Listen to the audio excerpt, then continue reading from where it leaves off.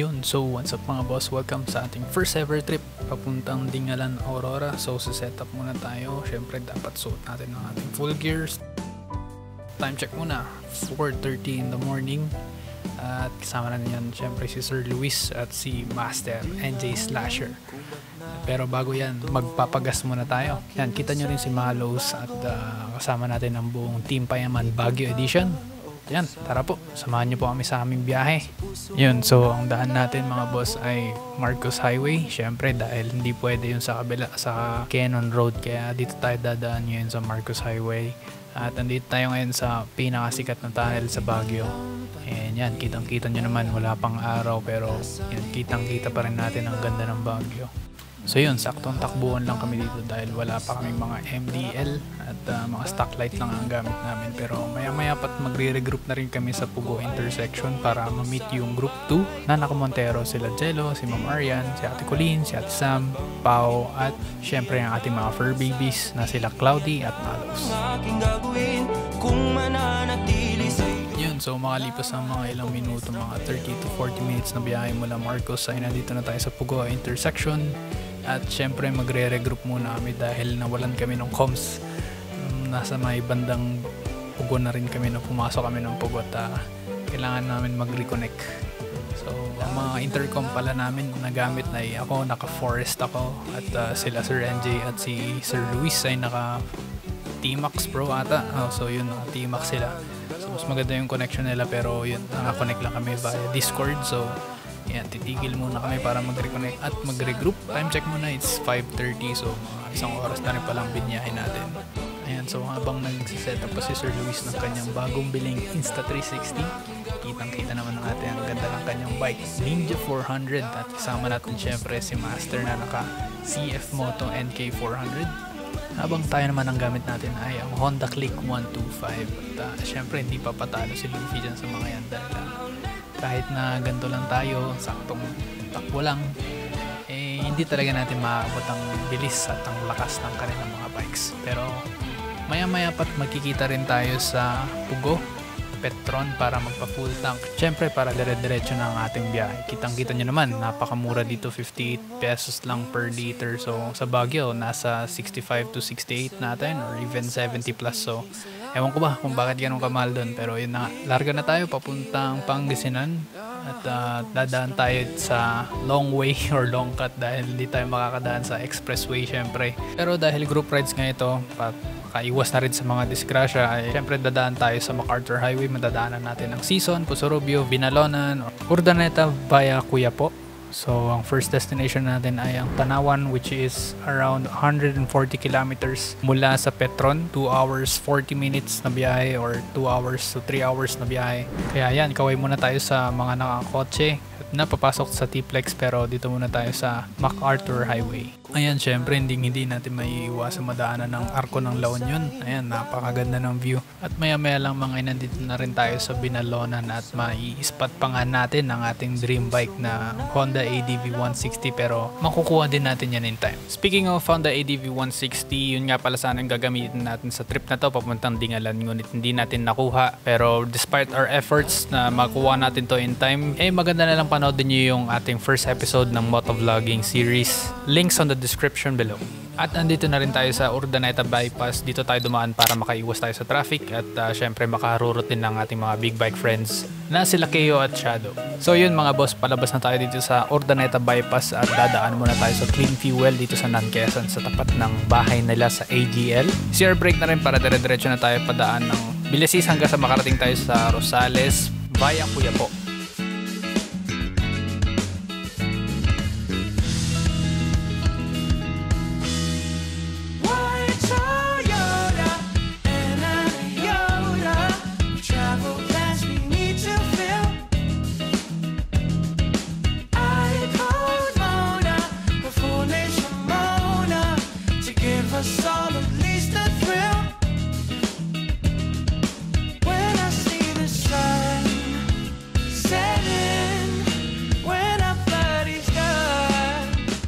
Ayun, so may na-spot na naman tayong isa pang naka Honda ADV. Hindi ko lang sure kung 160 ba to or 150 at Maya-maya pat nakarating na rin tayo dito sa Cabanatuan City or Cabanatuan City dito sa Nueva Ecija upang mag-regroup sa first destination natin, which is ang Pure Gold dito sa Nueva Ecija, upang bumili ng mga gamit, pagkain at mga iba pang gagamitin sa trip natin sa Tingalan, Aurora. Ayan, so matapos natin bumili ng mga gamit-gamit ay aalis na rin kami dito sa Pure Gold. Ngunit biglang nagkaroon ng problema kay Sir Luis, biglang may tumagas doon sa kanyang oil. At papacheck lang natin sa pinamalapit na moto shop.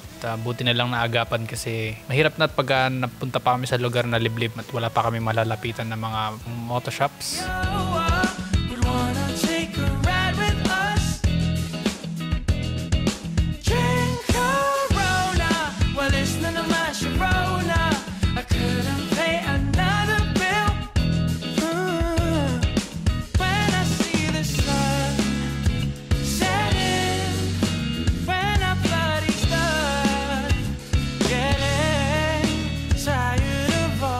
Ayan, so maya-maya pat nandito na tayo sa Laur at ayun, kitang-kita mo nga naman yung pag-overtake ng isang kotse. Pero ayan, papasok muna tayo dito sa Fort Magsaysay para magpahinga at kumain dito sa Sunset Peak.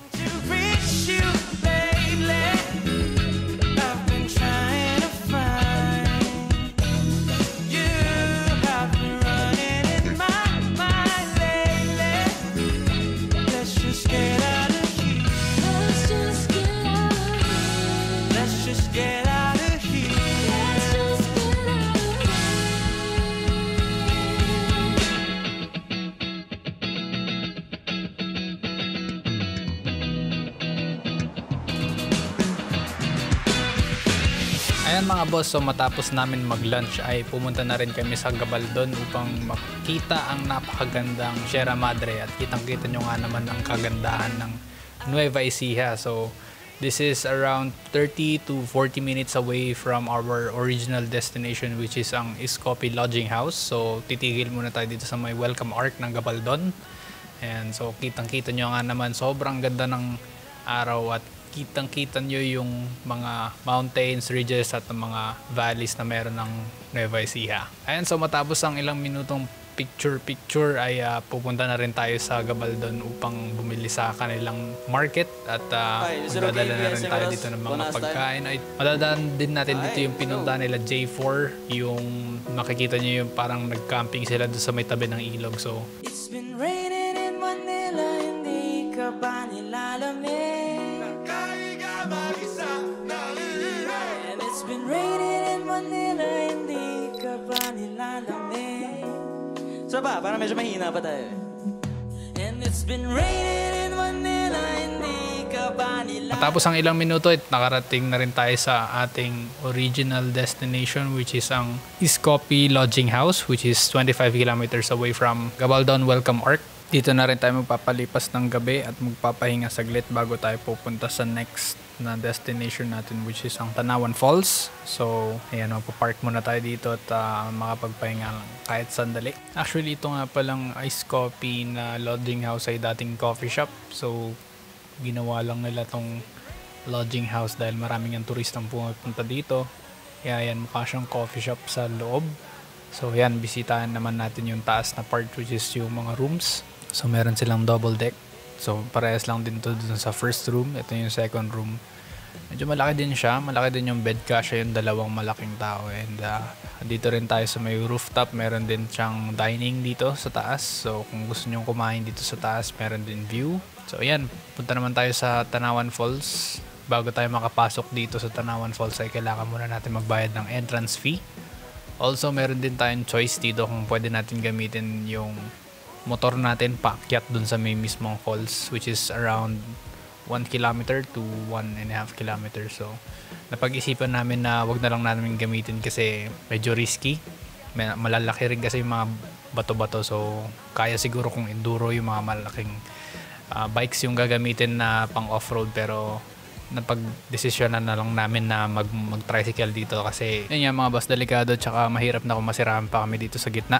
So yun, ito yung trail natin papasok nung Tanawan Falls and yan, kitang-kita nyo naman napakaganda sa gubat at yan, kumpleto kami dito, napakalamig ng tubig at sobrang refreshing lang kasi ang layo ng biyahe namin kahapon. So ito lang yung panahon namin para makapag-relax Yan, kitang-kita nyo, ang ganda ng tubig, mga rock formations. Yan lang, medyo madulas, pero yan, konting ingat lang din kung pupunta kayo dito mga boss.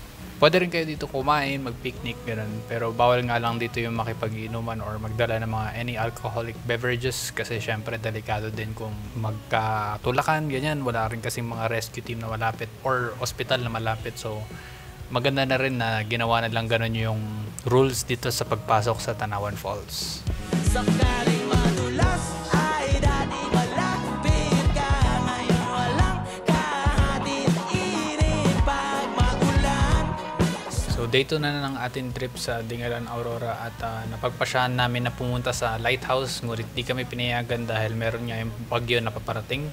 Pero kitang-kita nyo naman sobrang araw pa, pero ayan, pumunta muna kami sa butas na bato view deck. Konting photo ops lang at pumunta na rin kami sa may bandang beach side kung saan dito kami magpapahinga at magla-lunch. Malamig, mahirap ang mag-isang nanginginig. And it's been raining in Manila, hindi ka ba nilalamig?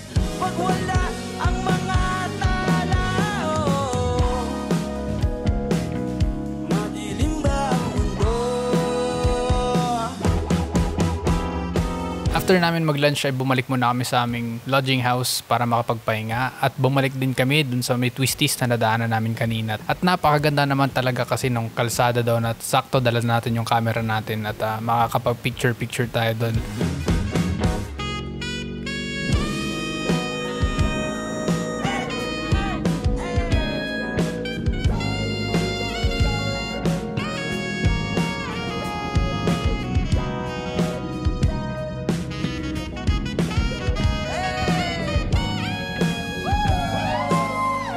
Ayan, so pumuwesto muna tayo dun sa kabila kasi para mas maganda nga naman talaga yung kalsada doon. Tsaka mas maganda yung sikat ng araw doon sa may park na yun. So yun, kita-kita namin dito yung pinaka-optimal na pwesto. So yun, siya muna yung una nating kinuhanan tapos sinunod na rin natin si Master. Tapos ayan, after neto, umuwi na rin kami para makapagpahinga para sa day 3. Di ba na walang kintam ng bituin? Sana ganun ka nga po rin.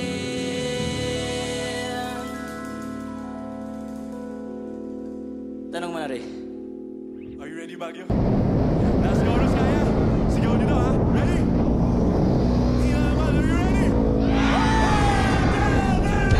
Para sa last day naman natin dito sa Aurora ay bago tayo bumalik ng Baguio ay nagpasadya kaming dumaan dito sa may Dupinga River. Ang entrance nga pala dito ay nasa 100 pesos per head. Tapos ang cottage ay nasa 100 pesos din or 120 ata. Sulit na rin para sa experience na makapag river crossing at mapaliguan na rin namin yung mga motor namin bago makapalik ng Baguio. So ayan, pinark muna namin siya dito sa may tabi ng cottage para mapaliguan at the same time ay makapag-relax na rin kami dito. Napakalamig nga pala ng tubig dito at napaka-refreshing din. Sakto kasi sa tirik ng araw ay tiyak na matutuyo din itong mga gamit namin pag alis namin dito.